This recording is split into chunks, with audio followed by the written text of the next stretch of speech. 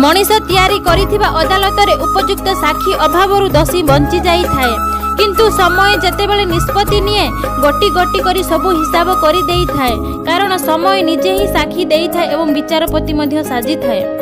जीवन में बेले बेले एमिति किछि समस्या आसे जेउठी कहारी भी भूल न थाए तेणु काहाकू भूल बुझिबा आगरु प्रथमे परिस्थिति बुझिबाकू चेष्टा करंतु। रास्ता जेते भी कठिन हेउ थाउ ना काहेकि जदि निज पाद ऊपर विश्वास थिबो ना कठिन रास्तारे भी चलिबा सहज हेई जीव।